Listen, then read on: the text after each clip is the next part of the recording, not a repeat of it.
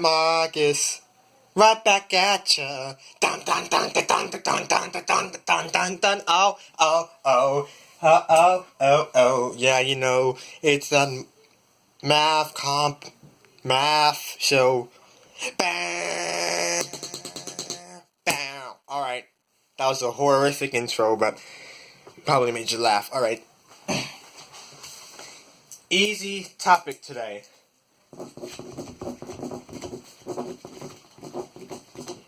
The tetrahedron. Tetrahedron.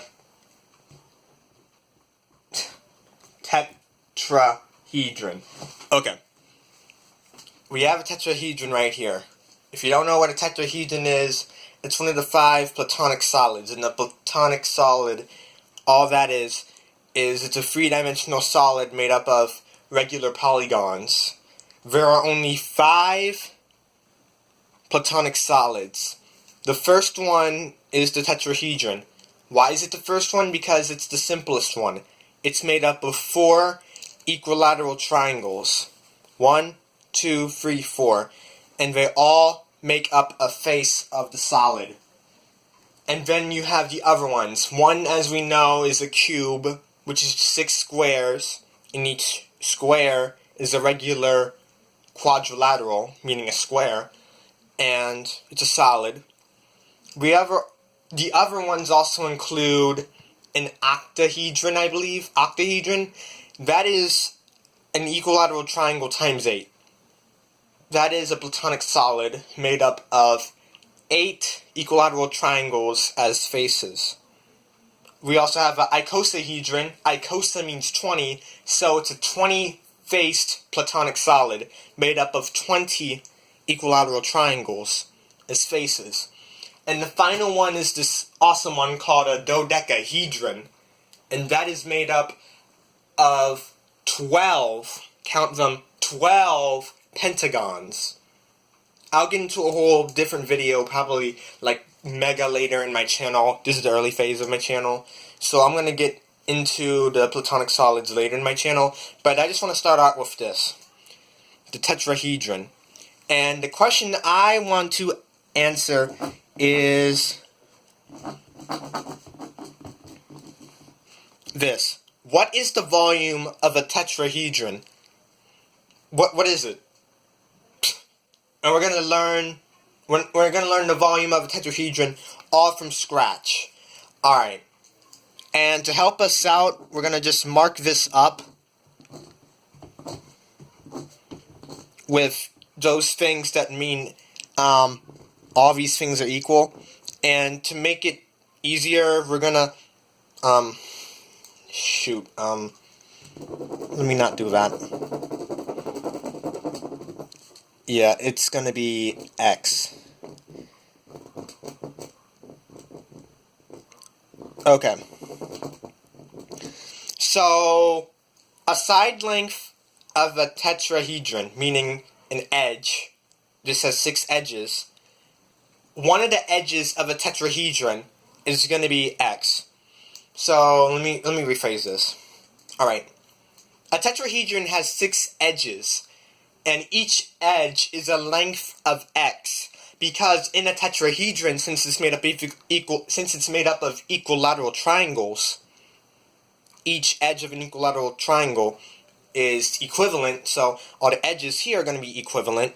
So we're just going to have a placeholder for this edge, and it's going to be called x. Okay. So in terms of x, what is... Okay, you have a... Jeez. Sorry for the grammar, guys. I'm off today. So we have a tetrahedron with an edge length of x. In terms of x, what is the volume of this tetrahedron? There we go. Tetrahedrons are made up of equilateral triangles, so there's one and only one type of tetrahedron. Okay. And we have some formulas and stuff to help us out. We have, obviously, an equilateral triangle where each interior angle is 60 degrees. And then we have the special 30, 60, 90 degree triangle. And for if this length right here, so the edge or side opposite of the 30-degree angle, that's going to be x. So for the shortest side length, meaning the one opposite of the 30-degree angle, if it has a length of x, this side length here is going to be 2x, using this x, and then this side length here, opposite of the 60, is going to be x multiplied by root 3. And that's the square root of 3. Square root of 3. And the hypotenuse is going to be 2x. 2 times the length of this line. So we're going to use these formulas to help us out. We also have some more stuff that we can use to help us out. We have our 2D formulas and 3D formulas, and I'm going to look up volume, but here's some formulas to help us out. An area of a triangle is 1/2 its base times height, and the hypotenuse of a right triangle is one side length squared, or opposite squared, plus adjacent squared, or another side, or the other side squared, in regards to an angle. And then you square root that value. You square root all this. The 3D formulas will be this. The volume of a pyramid is 1/3 base times height. So technically, if you look at it, that's a pyramid. So it'll be 1/3 times the base, meaning a single equilateral triangle times its height. And the 3D distance is just one side squared plus another side squared plus another side squared, and you square root the whole thing. That's 3D distance. And height's going to be this. So we have the center of the tetrahedron, and it's an imaginary line. So the centroid of this base triangle right here, and we have this invisible line going up to this point here.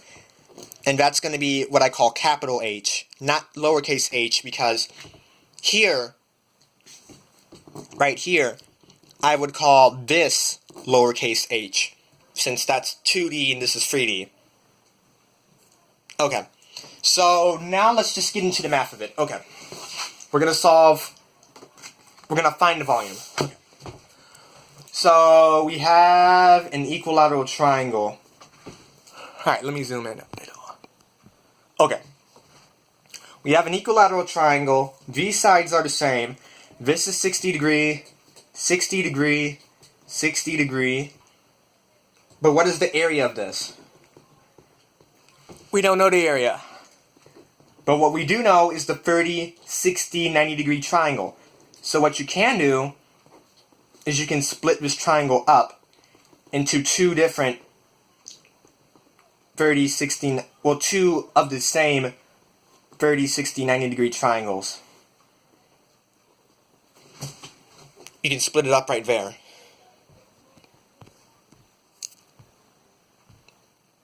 Okay. Alright.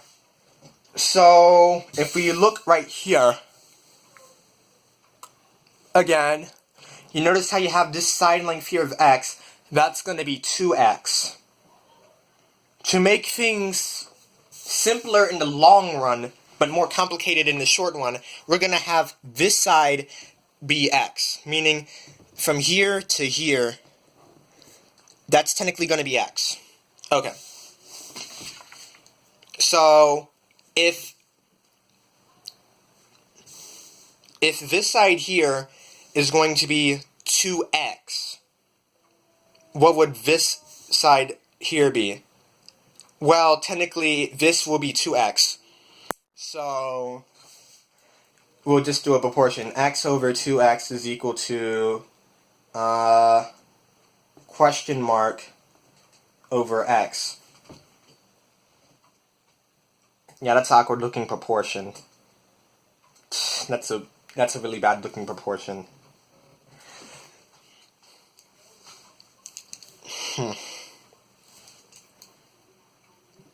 So that's equivalent to that side. is equal to that over that side. Okay. Yeah, that is a... You know what? That's actually not a bad proportion.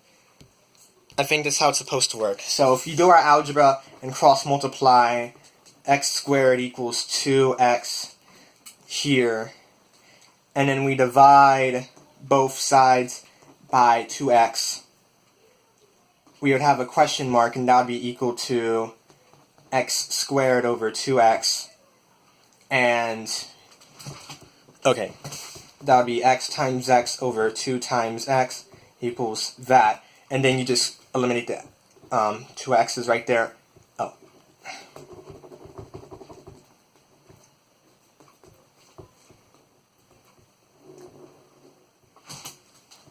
So this side right here is going to be x over 2. And since they're the same, this would be x over 2. And then this would be x. Okay. So now we gotta think about what is the height of this equilateral triangle? This height. Well, if we look at this image right here, you notice that if we find the side here, side opposite of 30 degrees, this is just this side multiplied by root 3. So, look opposite of the 30-degree angle here. X divided by 2. And that is, oh. And you just multiply root 3 by that. So, our height would be x times 2 root 3.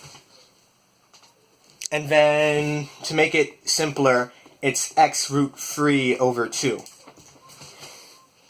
Since technically that's a numerator and that's a numerator, because root 3 is the same thing as root 3 over 1, and 2 times 1 is 2, being that, and that's denominator times denominator.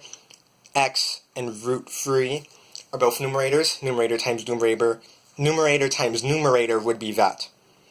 Okay, so let's try to find the area of this right now. Okay.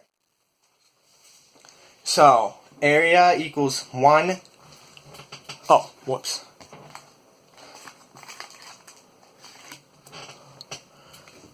Area equals 1/2 base times height. And our area would be 1/2. What's our base? Well, since all 3 sides of this equilateral triangle technically are the same, and this side is x, our base, the bottom one, is technically x. X divided by 2 plus x divided by 2 is 1, or x. It's 1 whole x. So, x. And then what's our height? X root 3 over 2. So, back here. Okay. So we have this now. Okay. So that's the area. Now we just multiply things out. So area equals 1. And I'm just going to do 1/2 times x over 1 times x root 3 over 2. And our area will be 1 times x is 1 times x is x times x is x squared times root 3 is x root squared, x squared, not x root squared. X times x is x squared, so x squared root 3. 2 times 2 is 4. That's an area of an equilateral triangle. Okay.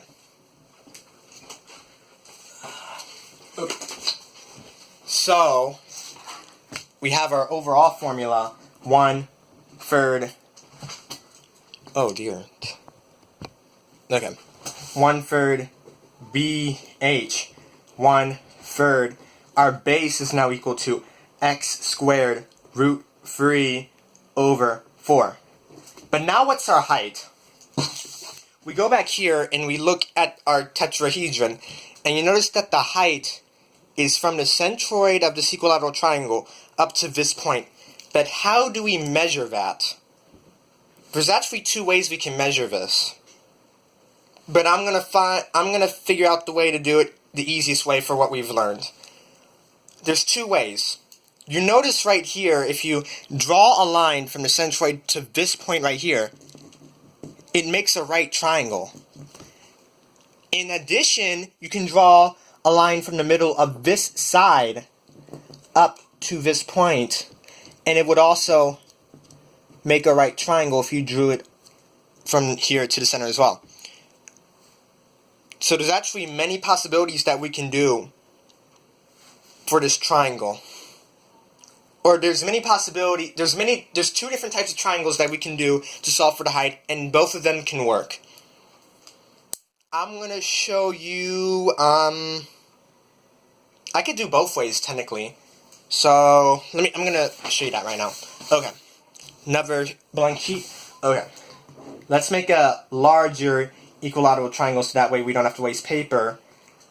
And what I'm going to do is I'm going to first do this. But now what I'm going to do is that I'm going to draw lines from the midpoint of each side or edge to the opposite point. So, middle to point, middle to point, middle to point. And it's not it's not drawn to scale, but I'll try my best. Okay.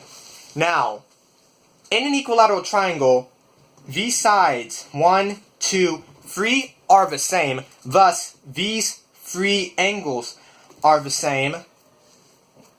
And when you draw lines that intersect both the point and the opposite edge, it bisects. It bisects the angle and the line segment.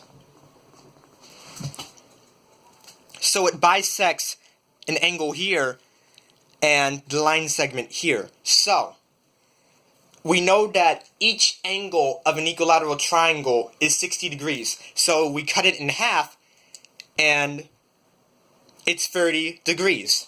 Now, so 30 degrees will go here, 30 degrees will go here, and it's the same for all around since all the big angles are equal. Now, what we do notice now is that each line that intersects both the angle and opposite edge, I believe they're called altitudes. Each altitude, I believe it's called a median. It's altitude or median. Maybe it's both. Each altitude / median, since it bisects this line, it creates a 90-degree angle here. So an equilateral triangle, when you have a line that goes here, going from here to here, it makes a 90-degree angle in that line. It's perpendicular.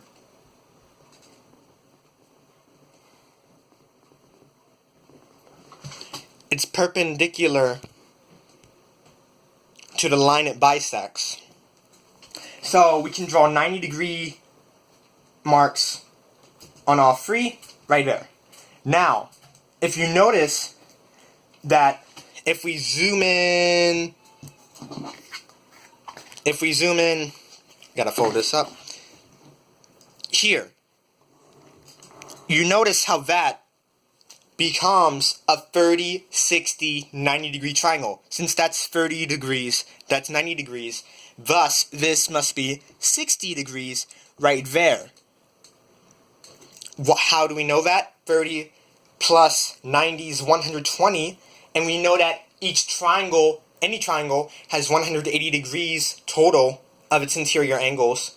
So 180 minus 120 to get the remaining angle is 60. So 30, 60, 90 degree triangle inside of an equilateral triangle if you do those altitude / medians.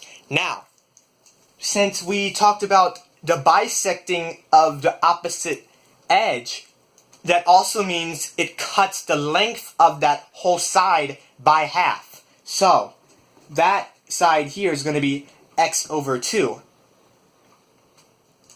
opposite of the 60-degree angle. So what we can do now is we can draw a whole 30, 60, 90-degree triangle again relative to this x over 2 right now.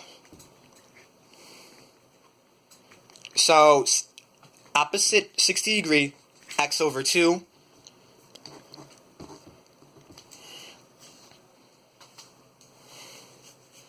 Alright, let me get the...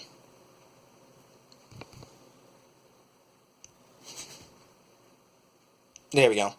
Alright. So now we look at it again. Go back here. And that's technically opposite 60 degree, and that's x root 3.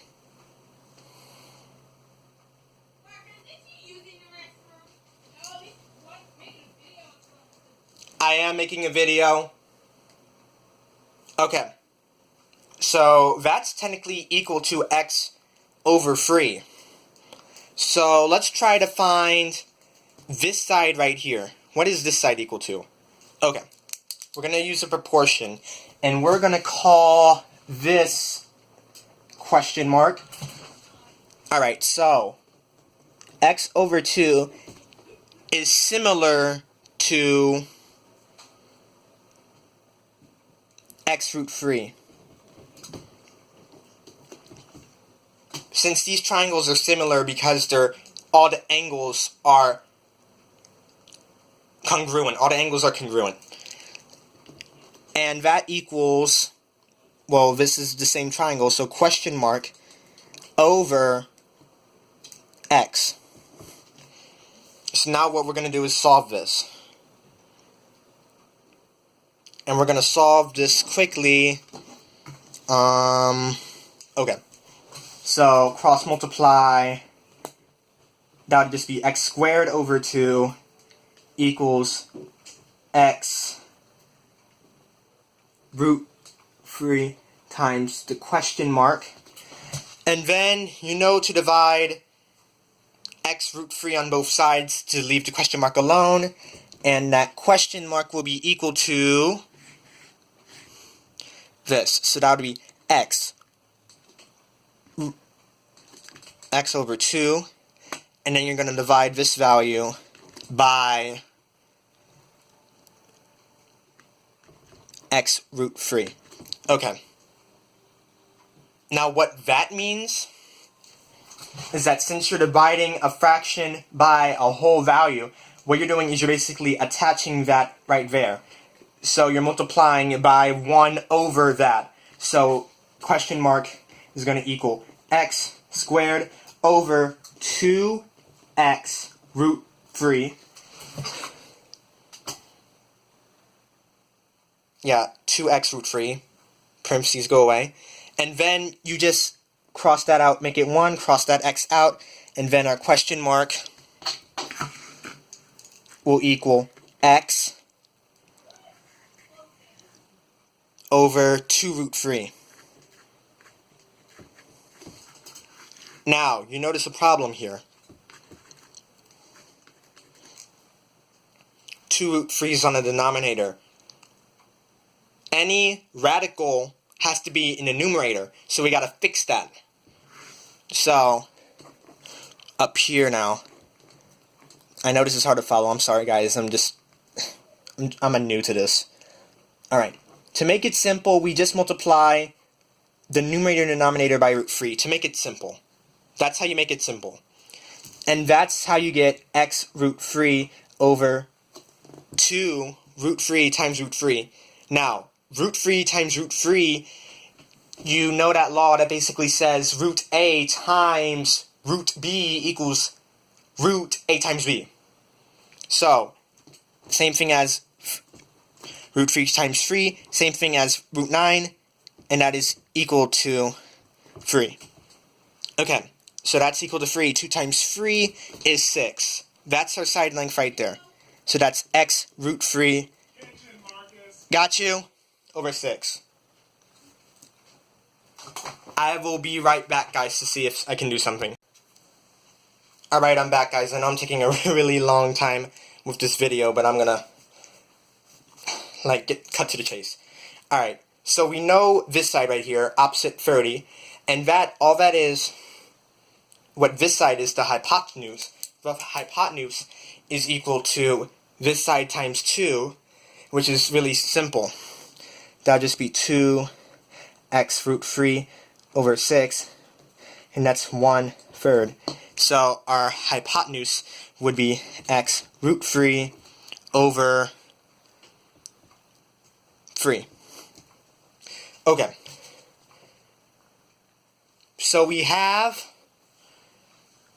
all this funny detail of this funky triangle right here. We have all the funky details of this triangle right here. Now let's apply them to our tetrahedron again. And we're going to use some fancy, we're going to use some fancy vocab words. We have two triangles to work with. We have one that looks like this, and then we have one that kind of looks like this. Both right triangles, and we're trying to solve for h, our height. Okay. Now, we start with the one where we have the hypotenuse being x. Now, with that hypotenuse being x, we have this side from the centroid of this triangle to this point right here. If we go back to this triangle, that would be this side right here, meaning from here to here, and that is called the circumradius of the triangle. That's called a circumradius. So the circumradius would be the hypotenuse of this triangle. So that would be x root 3 over 3. So this side right here is going to be x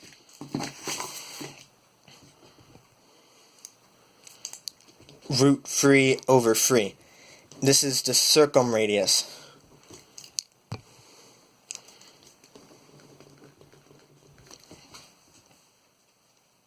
Circumradius. Okay.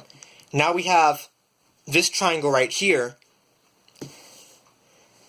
And this one is the altitude, meaning midpoint of the edge to the opposite point. So we have one hypotenuse being the altitude of this equilateral triangle, and the height of an equilateral triangle, as you've seen here, is x root 3 over 2. So x root 3 over 2 is that side. And then we have this side here. And if we look right here for this triangle, you notice it's the midpoint here to the centroid of the triangle.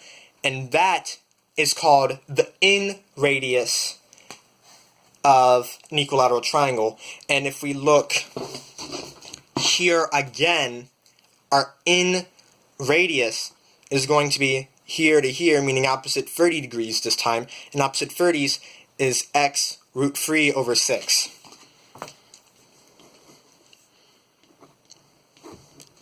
And this is going to be in radius.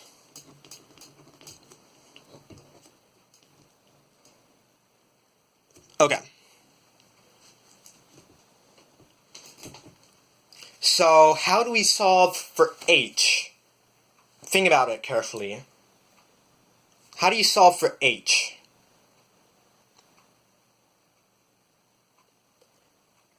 Well, if you thought carefully enough, you could use the Pythagorean theorem. Now, h is equal in both cases, and we're not going to use some fancy algebra. To use the Pythagorean theorem, I recommend ignoring this triangle and using this triangle, because in order to find h, it's going to be a lot easier using x instead of using all these radicals inside of another radical. So it's best to use the circumradius triangle and the Pythagorean theorem. And if we look at our 2D formula, one side squared plus another side squared, all under a radical. So we're going to do that right now. So our big height of the tetrahedron is going to be x squared plus x root 3 over 3 squared, all that under a radical. Now, you guys solve this tonight, and I'm going to come back later tonight if I can to finish it. right now I have to do the dishes. So I know I wasted your time, but try to solve this. And I'll resume this lesson again. Alright, good night, good day, have a good time.